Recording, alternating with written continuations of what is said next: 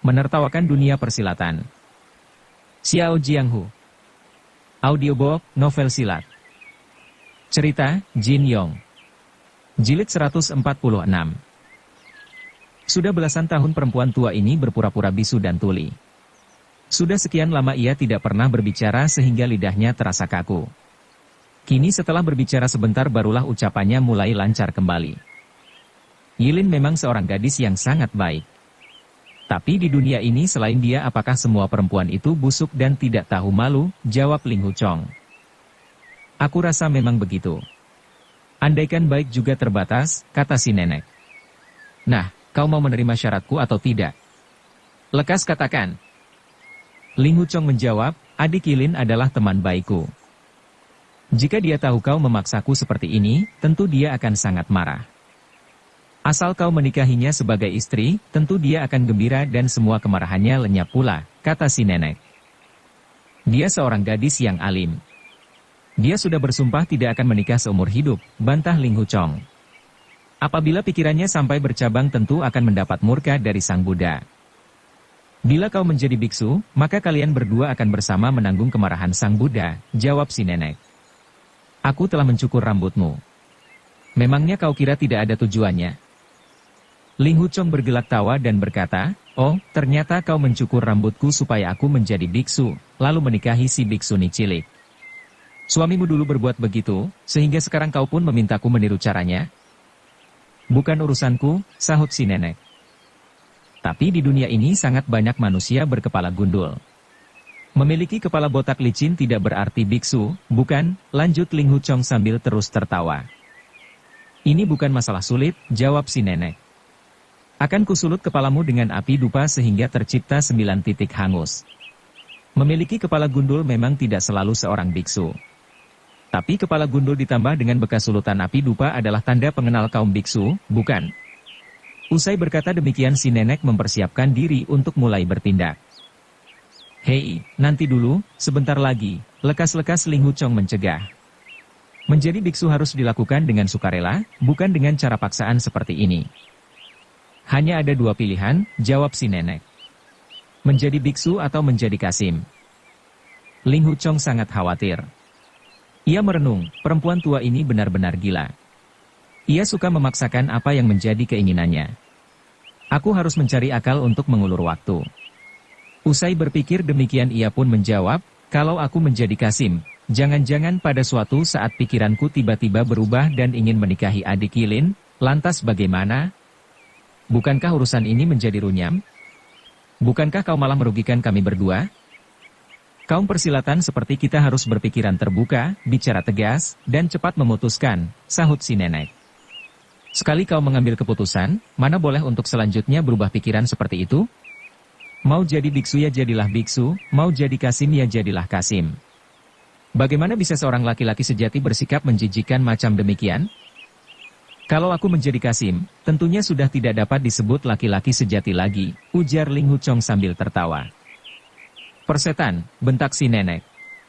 Kita ini sedang bicara urusan penting, bukan sedang bergurau, kau tahu? Ling Huchong menyeringai sambil merenung, adik Yilin cantik dan lembut. Perasaannya kepadaku juga sangat mendalam. Bila ia menjadi istriku tentu ini suatu kebahagiaan tersendiri. Tapi hatiku sudah menjadi milik Yinging seorang, mana boleh aku mengingkari dia?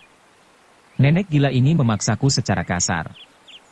Seorang kesatria meski harus mati juga tidak boleh menyerah. Karena berpikir demikian maka ia pun menjawab, nenek tua, coba kau jawab dulu pertanyaanku. Seorang laki-laki yang tidak berperasaan, tidak beriman, suka main perempuan, menurutmu orang seperti ini baik atau tidak? Kenapa harus bertanya lagi? Orang seperti itu sudah tentu lebih kotor daripada babi, lebih rendah daripada anjing. Percuma saja dia menjadi manusia, jawab si nenek. Nah, itu dia, sahut Ling Huchong. Adik Yilin seorang gadis cantik, sangat baik pula terhadapku. Bagaimana mungkin aku tidak senang mendapatkan dia? Masalahnya, sudah lama aku menjalin kasih dengan seorang nona lain. Nona ini telah menanam budi maha besar atas diriku. Seandainya diriku kau cincang hingga hancur luluh juga tidak mungkin aku mengingkarinya. Sebab kalau aku sampai mengingkarinya, bukankah aku akan berubah menjadi manusia tak berperasaan nomor satu di dunia, manusia yang paling doyan perempuan? Bukankah gelar nomor satu yang diperoleh biksu Bujie itu akan kurebut? Nona yang kau maksudkan itu tentu Nona Ren dari Sekte Iblis, benar tidak? Dia pasti gadis yang pernah menolongmu saat kau dikepung pasukan Sekte Iblis di jembatan gantung waktu itu, bukan? Tanya si nenek. Benar, memang dia orangnya. Kau sendiri juga melihatnya, kata Ling Huchong. Mudah sekali kalau begitu, ujar si nenek.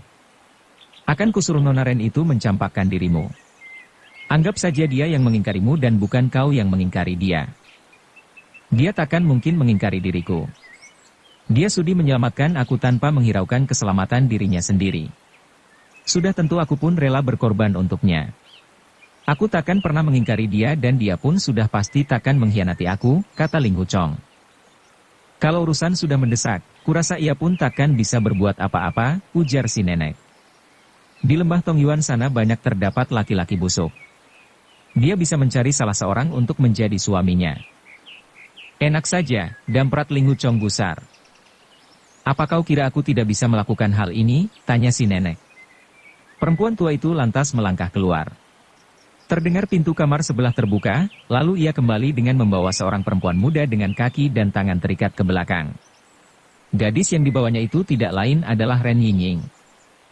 Seketika Ling Huchong sangat terkejut. Sama sekali tak disangka olehnya bahwa Ren Yingying pun telah jatuh pula ke dalam cengkeraman si nenek. Namun, ia merasa lega ketika melihat keadaan gadis itu baik-baik saja tanpa terluka sedikit pun. Kau pun berada di sini, Yingying, serunya. Ya. Aku sudah mendengar seluruh percakapan kalian, sahut Ren Yingying dengan tersenyum. Kau menyatakan takkan mengingkari diriku, sungguh aku merasa sangat senang. Di hadapanku tidak boleh bicara hal-hal yang memalukan seperti ini, bentak si nenek. Nona cilik, katakan saja terus terang. Kau ingin dia menjadi biksu atau kasim? Wajah Ren Yingying langsung bersemu merah dan ia menjawab, bicaramu benar-benar tidak tahu malu. Aku sudah memikirkan hal ini dengan cermat. Aku pun percaya bocah Ling Huchong ini sukar meninggalkanmu untuk menikahi Lin, kata si nenek. Bagus sekali. Sejak kau mulai bicara kembali, hanya ucapan inilah yang paling baik, sorak Ling Huchong. Baiklah, aku akan mengatakan hal yang lebih baik lagi, kata si nenek. Aku mau mengalah sedikit, dan mengenakan bocah Ling Huchong ini.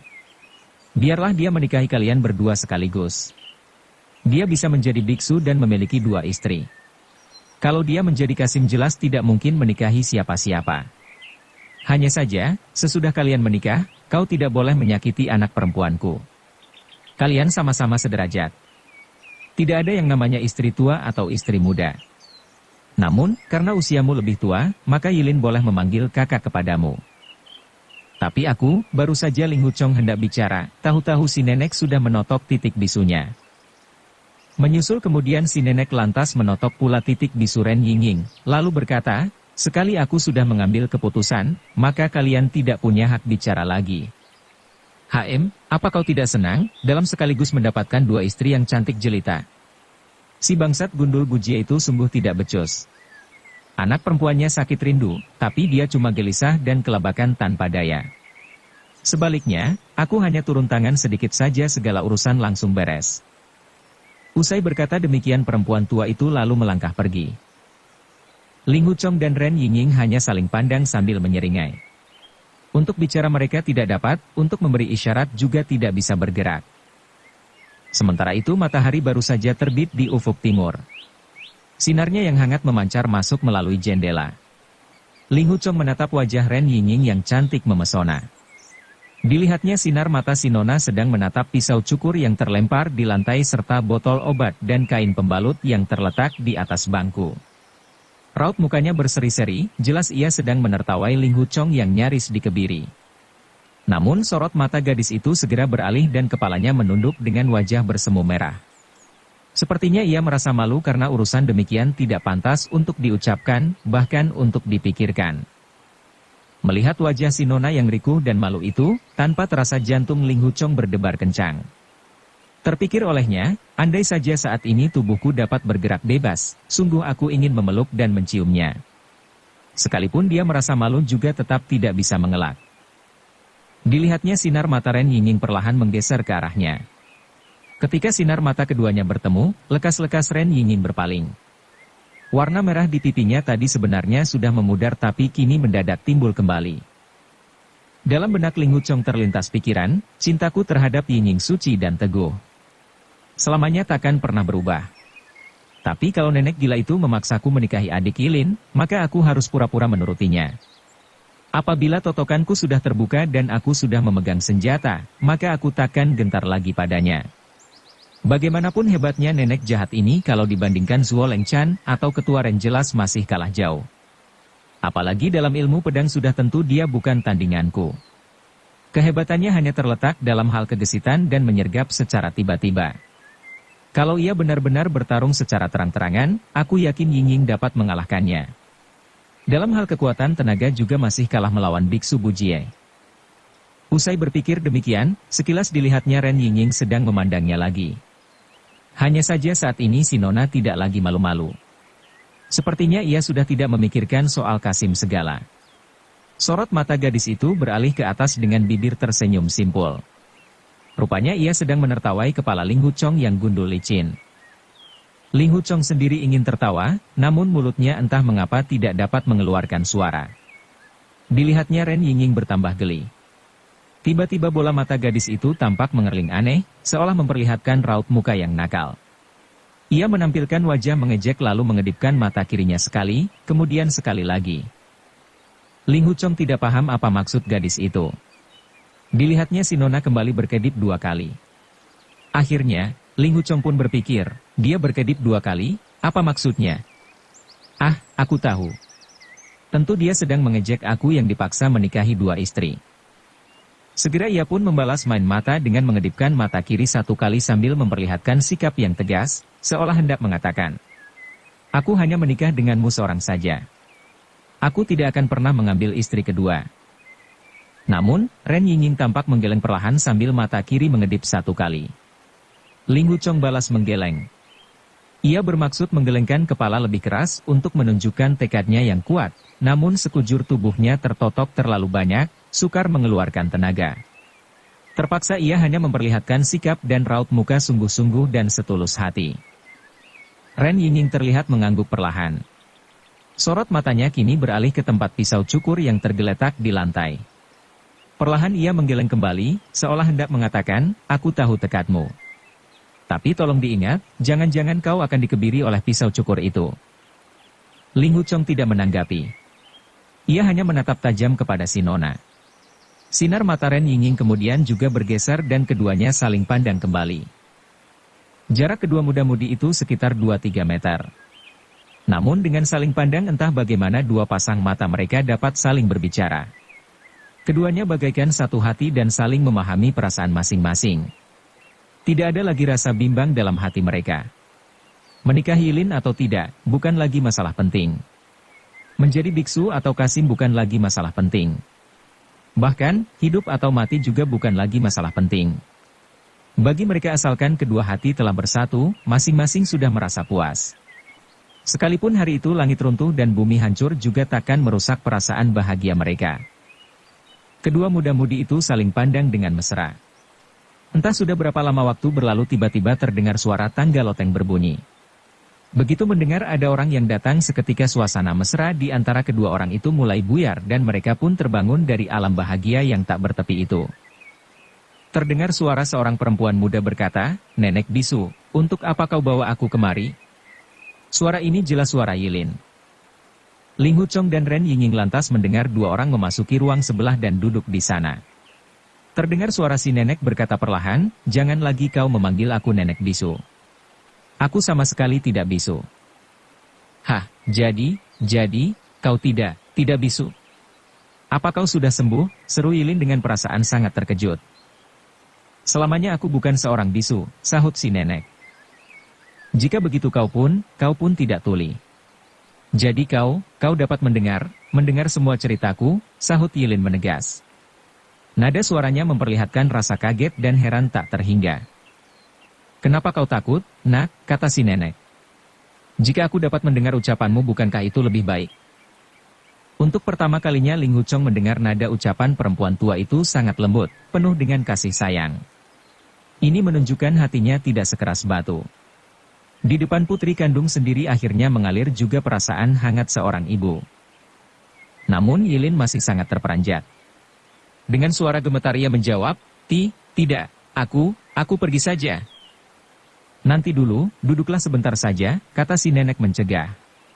Aku ingin membicarakan suatu hal penting denganmu. Tidak, aku tidak mau dengar, jawab Yilin. Kau telah menipuku. Selama ini kusangka kau tidak dapat mendengar, maka itu, aku bercerita macam-macam padamu. Ternyata kau menipu aku. Suaranya terdengar serak dan terputus-putus. Sepertinya ia hampir menangis. Perlahan si nenek menepuk bahu Yilin dan berkata lembut, anak baik, anak manis, jangan khawatir. Aku tidak berniat menipumu. Aku hanya khawatir kau jatuh sakit karena menahan perasaanmu, maka itu aku pun membiarkanmu bercerita agar hatimu lebih lapang. Sejak pertama kali aku menginjakkan kaki di Gunung Henshan ini, aku sudah menyamar sebagai seorang bisu tuli. Ini karena suatu alasan pribadi, jadi bukan untuk menipumu saja. Memperdaya orang-orang licik. Yilin menangis terseduh-seduh. Dengan lembut si nenek kembali berkata, aku hendak membicarakan suatu urusan penting denganmu. Setelah mendengarnya tentu kau akan senang. Apakah soal ayahku? Tanya Yilin. Tentang ayahmu? Persetan dia mampus atau hidup, sahut si nenek. Yang akan kubicarakan adalah mengenai kakak Ling Humu. Tidak. Jangan kau sebut-sebut dia lagi. Aku tidak mau bicara tentang dia lagi untuk selamanya, jawab Yilin dengan suara terputus-putus. Sudahlah, aku mau pulang untuk sembahyang. Jangan, tunggu dulu. Dengarkan dulu uraianku, kata si nenek. Kakak Ling Humu bilang padaku bahwa sesungguhnya dalam hati dia sangat menyukaimu. Dia 10 kali lipat lebih menyukaimu daripada Nona Ren dari sekte iblis itu. Ling Huchong memandang sekejap kepada Ren Yingying, kemudian memaki dalam hati, perempuan tua bangka. Pembohong besar nomor 1 di dunia. Sementara itu terdengar Yilin menghela napas lalu berkata, kau tidak perlu berdusta padaku. Ketika pertama kali aku mengenalnya, kakak Ling Hu hanya menyukai adik seperguruannya seorang. Kemudian sesudah adik seperguruannya itu meninggalkannya dan menikah dengan orang lain, ia lantas menyukai Nona Ren seorang. Dalam lubuk hatinya kini hanya Nona Ren saja yang ia cintai. Kembali pandangan Ling Huchong beradu dengan Ren Yingying. Hati keduanya sama-sama merasa berbunga-bunga dan sangat bahagia. Terdengar si nenek berkata, sebenarnya diam-diam dia sangat menyukaimu. Hanya saja, kau ini seorang biarawati, sedangkan dia juga ketua perguruan Henshan. Rasanya tidak pantas kalau ia mengutarakan isi hati dengan bebas. Tapi kini dia sudah mengambil keputusan, sudah menetapkan niat, sudah bertekad bulat akan menikahimu. Sebab itulah ia lantas mencukur rambutnya dan menjadi biksu. Kembali Yilin menjerit kaget. Tidak bisa demikian. Tidak boleh demikian. Tolong kau suruh dia jangan menjadi biksu. Sudah terlambat, sahut si nenek dengan nada menyesal. Kini dia sudah menjadi biksu. Katanya, bagaimanapun juga dia harus menikahimu. Kalau sampai gagal, maka dia akan bunuh diri atau menjadi kasim saja. Menjadi kasim? Yilin menegas. Kasim itu apa? Kata guru istilah kasim tidak baik untuk diucapkan, apalagi oleh kaum biarawati seperti kami. Si nenek menjawab, kasim bukan istilah kotor. Kasim adalah pelayan kaisar, pelayan keluarga kaisar, semacam kaum hamba sahaya di dalam istana. Tapi kakak Ling Hu sangat menjunjung tinggi harga diri, seorang yang suka hidup bebas merdeka. Mana mungkin ia sudi menjadi pelayan kaisar, ujar Yilin. Bahkan menjadi kaisar sekalipun dia tidak mungkin mau, apalagi menjadi pelayan kaisar. Aku yakin tidak mungkin dia menjadi kasim. Si nenek menjawab, bukan maksudku seperti itu. Istilah kasim aku gunakan hanya sebagai perumpamaan saja. Maksudku, orang yang sudah menjadi kasim selama hidupnya tidak bisa mempunyai anak lagi. Aku tidak percaya, kata Yilin. Kakak Ling Hu dan Nona Ren akan segera menikah. Mereka pasti akan memiliki beberapa bayi yang mungil. Mereka berdua pasangan serasi. Yang satu tampan dan yang satu cantik. Pasti anak-anak mereka juga lucu dan menyenangkan. Ling Huchong melirik Ren Yingying. Dilihatnya kedua belah pipi si nona bersemu merah. Rasa malu dan bahagia bercampur di dalam hati gadis itu. Sepertinya si nenek menjadi gusar. Terdengar suaranya berubah keras, sekali aku berkata tidak bisa punya anak, maka dia takkan punya anak. Jangankan anak, punya istri juga tidak bisa. Dia sudah terikat sumpah, mau tidak mau harus menikah denganmu. Tapi yang aku tahu dia hanya mencintai Nona Ren seorang, ujar Yilin. Dia bisa menikahi Nona Ren dan juga menikahimu, paham, kata si nenek. Jadi, dia akan punya 2 istri. Jangankan hanya 2, bahkan sudah biasa laki-laki di dunia ini memiliki beberapa istri dan banyak gundik. Ah, tidak bisa, kata Yilin.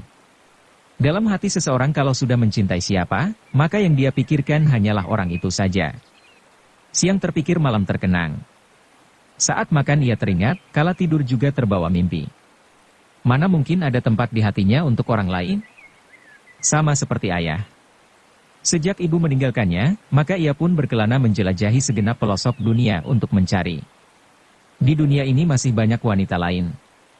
Meskipun seorang laki-laki boleh mempunyai banyak istri, tapi ayah tidak mau menikah lagi dengan perempuan lain. Seketika nenek itu terdiam. Cukup lama ia tidak bersuara karena kata-kata Yilin itu tepat mengena di hatinya. Akhirnya, setelah menghela napas ia kembali berkata, semula ayahmu berbuat salah. Mungkin kemudian dia merasa menyesal. Sudahlah, aku pulang saja, kata Yilin.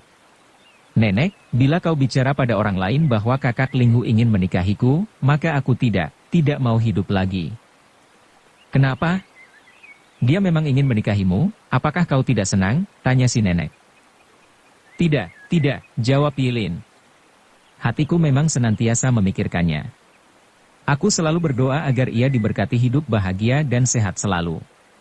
Semoga ia terbebas dari segala kesulitan dan terlepas dari bencana. Semoga terkabul cita-citanya menjadi suami istri dengan Nona Ren. Mungkin kau tidak paham isi hatiku. Nenek, aku hanya berharap asalkan kakak Linghu merasa senang, merasa bahagia, maka aku pun akan ikut merasa senang dan bahagia. Jika dia tidak berhasil menikahimu, maka dia takkan merasa senang dan takkan bahagia. Menjadi manusia mungkin juga tidak ada artinya lagi, ujar si nenek bersikeras. Ah, semua ini memang salahku. Kukira kau tidak dapat mendengar, maka aku banyak bercerita soal kakak Linghu kepadamu, kata Yilin. Dia seorang pahlawan besar pada zaman ini, sementara aku hanya seorang biksuni cilik yang tak berarti. Dia pernah berkata padaku bahwa setiap kali bertemu biksuni, selalu saja ia kalah judi. Melihat aku saja sudah membuatnya sial, mana bisa dia menikahi aku? Aku sudah menyerahkan jiwa ragaku ke dalam agama Buddha. Aku harus menghilangkan segala keinginan duniawi. Aku tidak dapat memikirkan hal-hal seperti itu lagi. Nenek, untuk selanjutnya kau jangan lagi menyinggung-nyinggung masalah ini. Untuk selanjutnya aku pun tidak akan menemuimu lagi. Sepertinya si nenek menjadi kelabakan. Ia berkata, kau bocah cilik berkelakuan aneh dan membingungkan. Ling Huchong sudah menjadi biksu demi dirimu. Dia sudah bersumpah harus menikahimu. Bila Sang Buddha murka biarlah dia yang mendapat murka. Yilin menghela napas dan berkata, apakah mungkin dia punya jalan pikiran seperti ayahku? Tidak mungkin. Ibuku cantik dan cerdas. Perangainya halus dan ramah. Boleh dikata ia adalah wanita paling baik di dunia ini. Ayahku menjadi biksu demi ibuku adalah hal yang pantas. Tapi aku sedikit pun tidak bisa menyamai ibuku. Mana mungkin kakak Linghu? Dalam hati Ling Huchong tertawa geli. Ia berpikir, ibumu cantik dan cerdas, rasanya kurang tepat. Perangainya halus, sangat-sangat tidak benar. Justru sebaliknya, sedikit pun ibumu tidak bisa menyamaimu. Terdengar si nenek kembali bertanya. Dari mana kau tahu? Tentu saja aku tahu, sahut Yilin. Setiap kali ayah bertemu denganku, selalu saja ia bercerita tentang kebaikan ibu, tentang budi pekerti ibu yang halus pula. Selamanya ibu tidak pernah marah dan memaki orang. Selama hidup ibu tidak pernah menyakiti orang, bahkan seekor semut pun tidak pernah terinjak olehnya. Kata ayah, Meskipun seluruh wanita terbaik di dunia ini bergabung menjadi satu juga tidak bisa menyamai ibuku seorang. Betulkah dia berkata demikian?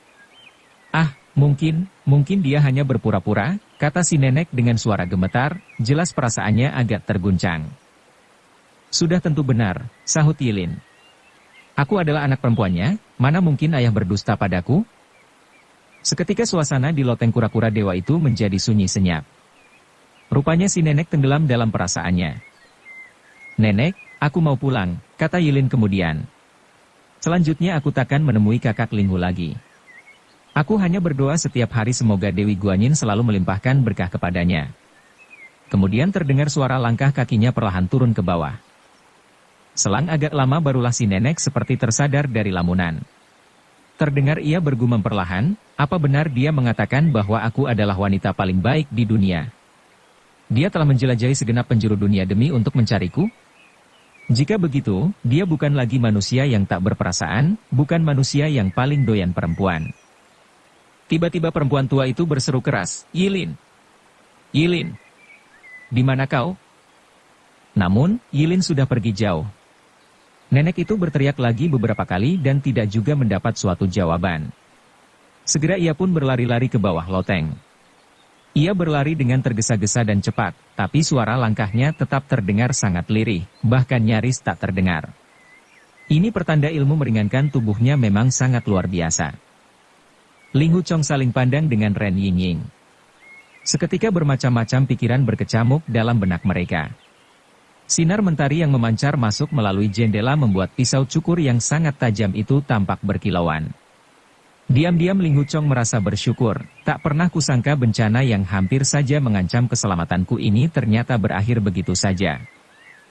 Tiba-tiba terdengar suara beberapa orang berbicara di bawah kuil gantung. Namun, karena jaraknya agak jauh maka percakapan itu tidak dapat terdengar jelas. Selang sejenak, barulah percakapan mereka samar-samar bisa didengar. Rupanya ada satu rombongan sedang berjalan mendekati kuil tersebut. Ada yang datang, sahut Linghu Chong. Begitu mendengar suaranya sendiri seketika Linghu Chong sadar bahwa totokan pada titik bisunya telah terbuka. Di antara berbagai titik nadi pada tubuh manusia, titik bisu memang yang paling dangkal dan cepat terbuka jika mengalami totokan.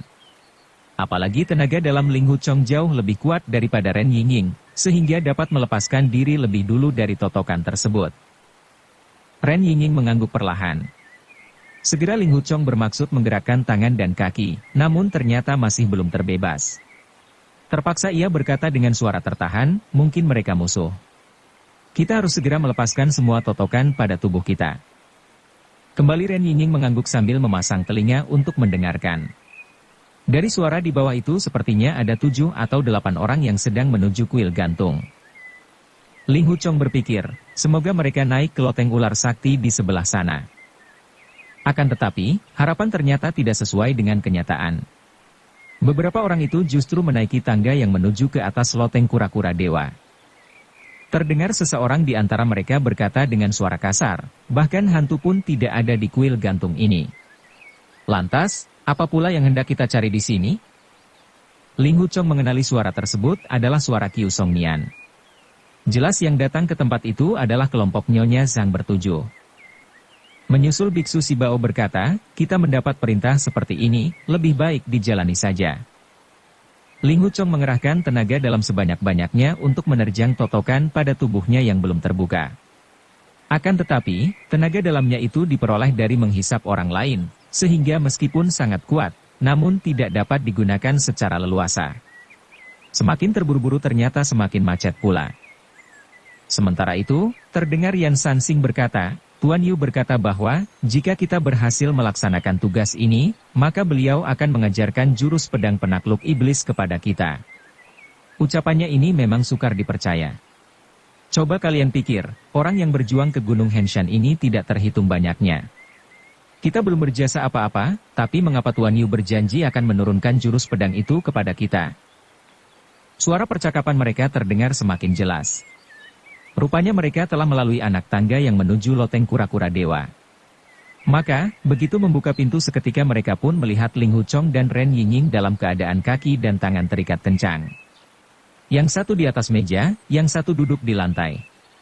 Menyaksikan itu semua masing-masing menjerit kaget bercampur heran. Hah, mengapa Nona Ren berada di sini? Hei, ada seorang biksu pula, kata Yusun. Rupanya yang datang tidak hanya kelompok Nyonya Sang bertujuh, karena si licin susah dipegang juga ikut serta. Siapa yang berani kurang ajar terhadap Nona Ren, seru Nyonya Sang. Segera ia pun mendekati Ren Yingying dan bermaksud melepaskan tali ikatannya. Jangan dulu, Nyonya Sang, seru Yusun. Tunggu apa lagi, tanya Nyonya Sang. Biar kupikirkan dulu masak-masak, sahut Yusun. Melihat gelagatnya, tampaknya Nona Ren diringkus orang sehingga tidak bisa berkutik. Ini benar-benar kejadian aneh dan ajaib. Hei, orang ini bukan biksu. Tapi dia adalah Ketua Linghu, Tuan Muda Linghu Chong, tiba-tiba Pendeta Yuling berseru kaget. Serentak orang-orang itu berpaling ke arah Linghu Chong. Selang sejenak barulah mereka dapat mengenali pemuda itu.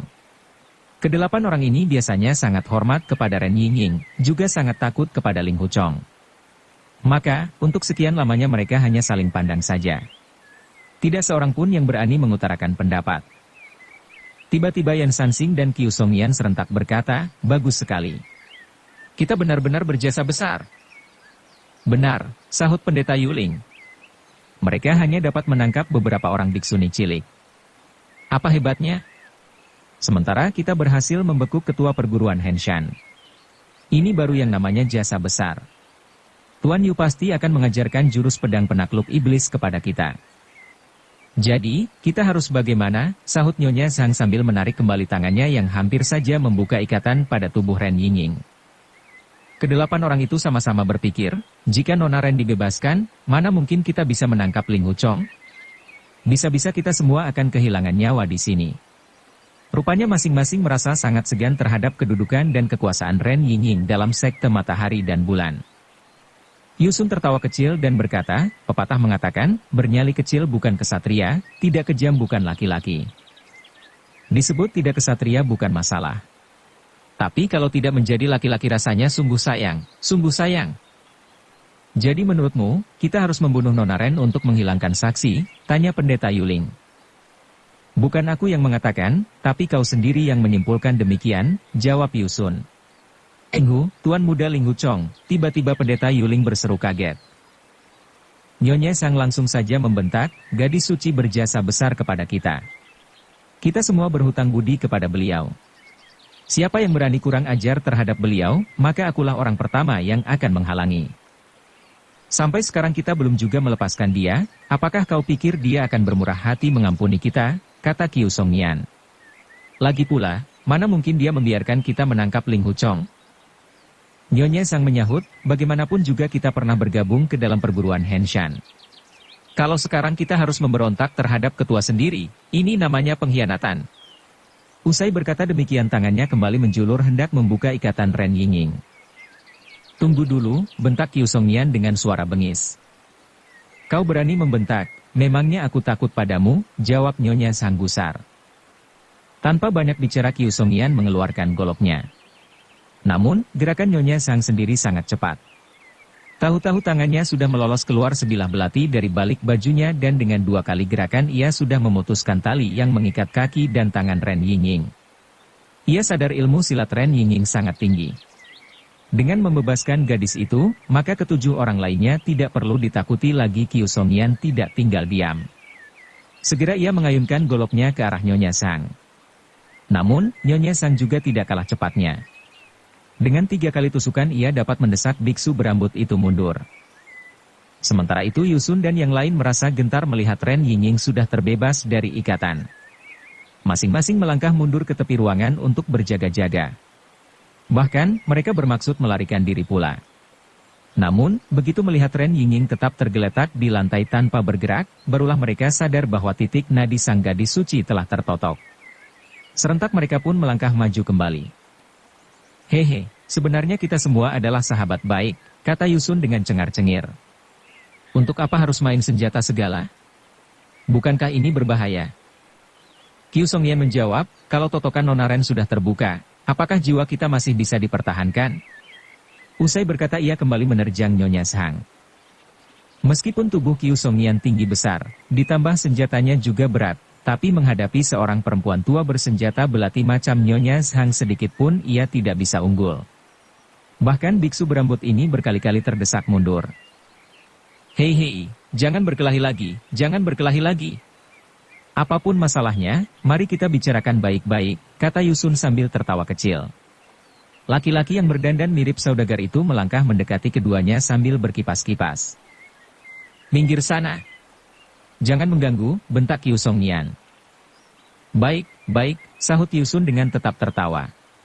Ia lantas berbalik, namun tiba-tiba tangannya bekerja cepat. Terdengar Nyonya Zhang menjerit ngeri, karena tahu-tahu gagang kipas Yusun yang terbuat dari baja sudah menancap di tenggorokan perempuan berambut putih itu. Ai, sudah kukatakan kita semua bersahabat, untuk apa main senjata segala? Tapi kau tidak mau menurut. Bukankah ini namanya mementingkan diri sendiri, kata Yusun sambil menarik kipasnya. Seketika darah segar pun menyembur keluar dari leher Nyonya Zhang. Apa yang baru saja terjadi benar-benar di luar dugaan semua orang. Qiu Songnian melompat mundur sambil memaki, sialan, ternyata anak bulus ini membantuku. Kalau bukan membantu dirimu, apakah aku harus membantu dia, sahut Yusun dengan tertawa. Ia berpaling kepada Ren Yingying dan berkata, Nona Ren, kau adalah putri kesayangan ketua Ren. Kami semua hormat kepadamu karena memandang ayahmu. Namun, rasa segan dan takut kami kepadamu juga karena kau memegang obat penawar pil pembusuk otak yang pernah kami telan. Kalau obat penawar itu dapat kami miliki, maka gadis suci macam dirimu sudah tidak berarti lagi. Benar, ambil obat penawarnya dan bunuh dia, seru keenam yang lain beramai-ramai. Pendeta Yuling berkata, tapi kita harus bersumpah lebih dulu. Barang siapa membocorkan peristiwa ini, biarlah dia mati membusuk oleh ratusan pil maut yang telah dimakannya. Ketujuh orang itu merasa tidak mempunyai pilihan lain kecuali membunuh Ren Yingying. Namun, mereka juga sangat takut kepada Ren Wuxing. Apabila peristiwa ini sampai diketahui oleh ketua sekte iblis tersebut, maka sekalipun dunia ini sangat luas tetap saja tiada tempat bagi mereka untuk bersembunyi. Tanpa ragu-ragu lagi masing-masing pun mengucapkan sumpah sesuai saran pendeta Yuling. Ling Wuchong paham bahwa begitu mereka selesai bersumpah, tentu Ren Yingying akan segera dibunuh pula. Segera ia pun mengerahkan tenaga dalam untuk membobol beberapa titik nadinya yang masih tertotok. Namun, meskipun tenaga dalamnya sangat kuat tetap saja sulit untuk dikendalikan dengan baik. Totokan pada tubuhnya belum juga bisa terbuka. Menyadari hal ini hatinya sangat gelisah dan khawatir. Ling Wuchong lantas memandang ke arah Ren Yingying. Dilihatnya si Nona juga sedang memandang dirinya dengan mesra. Sedikit pun gadis itu tidak menunjukkan rasa takut dan gentar. Ling Wuchong lega melihatnya dan ia pun berpikir, sekalipun kami berdua akan mati, namun rasanya sungguh bahagia bisa mati bersama pada waktu yang sama dan di tempat yang sama pula. Terdengar Qiu Songnian berseru kepada Yusun, lekas kerjakan. Saudara Qiu terkenal cepat dan tegas dalam menghadapi setiap urusan. Maka lebih baik saudara Qiu saja yang turun tangan, jawab Yusun. Bangsat! Kalau kau tidak turun tangan, maka kau sendiri yang akan kubunuh segera, bentak Qiu Songnian. Kalau saudara Qiu tidak berani, biar kita minta saudara Yan saja yang turun tangan, ujar Yusun dengan tertawa. Nenekmu, sahut Qiu Songnian memaki. Mengapa aku tidak berani? Masalahnya hari ini aku sedang tidak ingin membunuh orang. Sebenarnya siapapun yang turun tangan juga sama saja.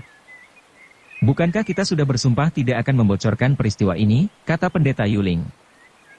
Jika begitu, bagaimana kalau saudara pendeta saja yang turun tangan, ujar Biksu Sibao. Hei, kenapa semuanya harus bingung seperti ini, sahut Yan Sansing. Apabila kita memang tidak bisa saling percaya, maka yang paling baik adalah masing-masing mengayunkan senjata secara bersama-sama pada tubuh Nona Ren. Bagaimana? Bersambung ke jilid 147. Dukung kami dengan subscribe, follow, like, komen dan share. Terima kasih.